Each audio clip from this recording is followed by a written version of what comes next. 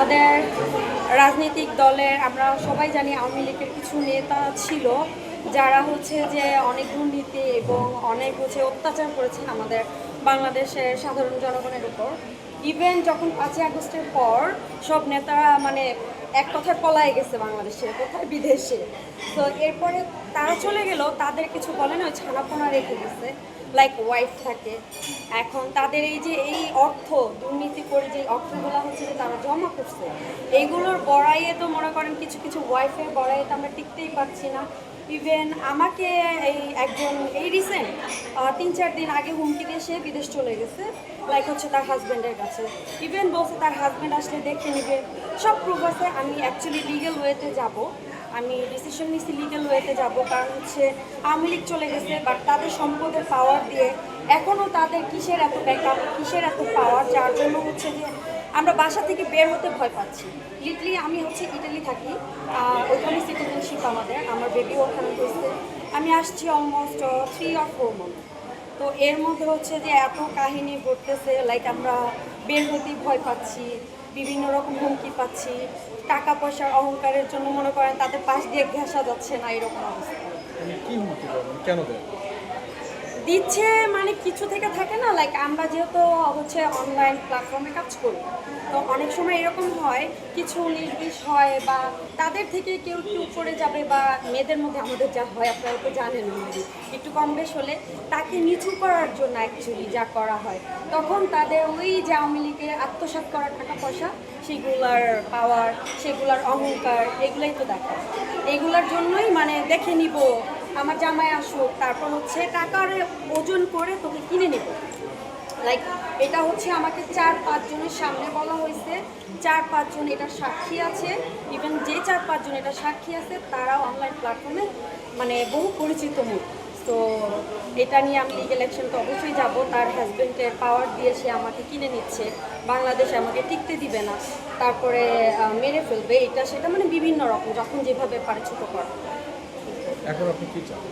এখন আমি চাচ্ছি, এই তো লাইক হচ্ছে যে একদিন আগে মানে পলাই গেছে, মিনস হাজব্যান্ডের কাছে গেছে, এই 2 দিন পর পর যায়, কারণ তাদের তো টাকার আসলে অভাব নেই, তাদের টাকার সাথে আমরা আসলেই পারবো না, কারণ তারা বাংলাদেশের ম্যাক্সিমাম টাকাই তাদের পকেটে ঢুকায় রাখছে। তো তাদের টাকার সাথে পারবো না, বিধায় বিদেশ চলে গেছে, আসবে তো অবশ্যই, তাই না? Happy birthday. এসেছে আপনাকে যারা ভালোবাসে তারা এসেছে, কি বলবেন? আমাকে দৈনিক জবাবদিহি খুব ভালোবাসে, এটার জন্য দৈনিক জবাবদিহি আমার সাথে আছে। এবং আজকে আমার এই ছোট একটা অ্যারেঞ্জমেন্ট করা আমার কাছের মানুষদের নিয়ে, কারণ আমার না আসলে জীবনে পথ চলার মধ্যে যে মানুষগুলা আমার বিপদে থেকেছে, আমার এখানে যারা যারা আছেন আমার সুদিনের সাথী না, আমার দুর্দিনের সাথী। ওরা হচ্ছে আমার মানে ফ্রম দ্য বিগিনিং ওরা আমার সাথে, এখনও আমার সাথে, এবং আমাকে অনেক ভালোবাসে দেখে আসলে সবাই, কেউ হচ্ছে বাংলাদেশের বাইরে বা কেউ হচ্ছে কারোর রিলেটিভসের প্রবলেম সব কিছু পেরিয়ে কিন্তু আসলে এখানে এসেছে সবাই। তো এই জিনিসটা আমার জন্য অনেক বেশি পাওয়া। আর আমি মনে করি আমার লাইফের অ্যাচিভমেন্টই হচ্ছে এটা, যে আমাকে ইম্পর্টেন্স দিয়ে আমার কাছের মানুষগুলো, আমার ক্লোজ মানুষগুলো আসছে, এটা আমার জন্য অনেক বড় কিছু। তো অসংখ্য ধন্যবাদ। আর আপনারা সবাই দোয়া করবেন, যারা যারা ভিডিও ফুটেজ দেখবেন, আমাদের নিউজটা দেখবেন, অবশ্যই দোয়া করবেন আমি যেন আরও বেশি বড় কিছু করতে পারি আমার লাইফে। এবং আমি চেষ্টা করি সবসময় যে আমার অডিয়েন্সদের, আমারকে যারা ফলো করে তাদেরকে বেস্ট কিছু দেওয়ার, মোটিভেশন দেওয়ার, মোটিভেট করার, সব কিছু সবসময় এই জিনিসগুলো নিয়ে আমি থাকি। আর পজিটিভিটি স্প্রেড করার ট্রাই করি। আর আমি সবসময় হচ্ছে না মানে যেটা আসলে খুব স্ট্রেট ফরওয়ার্ড কথা বলা পছন্দ করি, যেটা হচ্ছে সামনে সেটা সামনেই বলবো, পিঠ পিছনে কথা অনেক মানুষই বলে। সো এতটুকু বলবো যে আমাদেরকে যারা ফলো করেন, মানুষ কি বললো সেটা বাদ দিয়ে আমি কি করতে পারি, আমার কতটুকু যোগ্যতাটা আছে, সেই যোগ্যতাটাকে সুন্দর মতো পলিশিং করে কাজ করাটাই হচ্ছে একটা বুদ্ধিমানের কাজ। এবং আমি বলবো যে আমার মতো আমাকে যারা পছন্দ করেন, আমাকে যারা ফলো করেন, সবসময় চেষ্টা করবেন যে এগিয়ে যাওয়ার, পিছনে না তাকিয়ে সামনে এগিয়ে যাবেন, সব সময় ভালো থাকবেন এবং মানুষের ভালোবাসা পাবেন।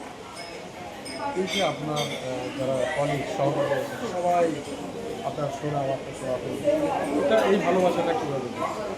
আসলে বললাম না যে ফার্স্টেই বললাম যে এটাই হচ্ছে আমার অ্যাচিভমেন্ট। আমি মনে করি না যে বাড়ি গাড়ি ফ্ল্যাট কেনা এটা অ্যাচিভমেন্ট। আমি মনে করি যে মানুষের ভালোবাসা পাওয়া, মানুষ আমাকে পছন্দ করে 2টা ঘন্টা আমার জন্য নিয়ে আসছে, এটা আমার জন্য সবচেয়ে বড় অ্যাচিভমেন্ট। চিটং থেকে এসছে, আবার চিটগং দেশের থেকে বাইরে। আসছে, অনেকে অনেক জায়গা থেকে আসছে, বাইরে থেকেও? দেশের বাইরে থেকে, মানে এইটাই হচ্ছে আমার জন্য অ্যাচিভমেন্ট। যেমন হচ্ছে আমার ছোট বোন আখি, ও আসছে হচ্ছে ইটালি থেকে। সো ওর হাজব্যান্ড মানে ভাইয়াদের যাওয়ার কথা, সেগুলো বাদ দিয়ে ফ্লাইট ক্যান্সেল করে আমাদের হচ্ছে কি বলে মুনস গ্যালারি ওনার আজকে চিটাগংয়ের ফ্লাইট ক্যান্সেল করে কালকের ফ্লাইট করে তারপর যাবে, তো আজকের জন্য ফ্লাইট ক্যান্সেল করা হয়েছে। আমার বোন সামিরা, মানে ও তো চিটাগং থেকে আসছে, এটা আমি বিলিভই করতে পারতেছি না, মানে ওর আসার কথাই না, ও আসতে পারবে না, ওর এত কাজ। তো এগুলো না আসলে আমার অ্যাচিভমেন্ট। আমি মনে করি যে এটাই আমি আর্ন করেছি, এটাই আমি, আমার ইনকামটাই হচ্ছে এটা, মানুষের ভালোবাসা। তো এটা আমার কাছে অনেক বেশি, অনেক বড় সারপ্রাইজ, আর এটা হচ্ছে আমার আল্লাহর তরফ থেকে বেস্ট গিফট। ঠিক আছে, নাও। পুরান ঢাকার জন্মদিন পালন মানে হচ্ছে কি জানেন, 10টার পরে সব পুরান ঢাকার জন্মদিন পালন মানে হচ্ছে কি জানেন, সব গেস্টগুলো আইব 10টার পরে, সব জমিদাররা আরামসে রেডি হইব, তারপর আইব, আর এটাই হচ্ছে আমার মজা।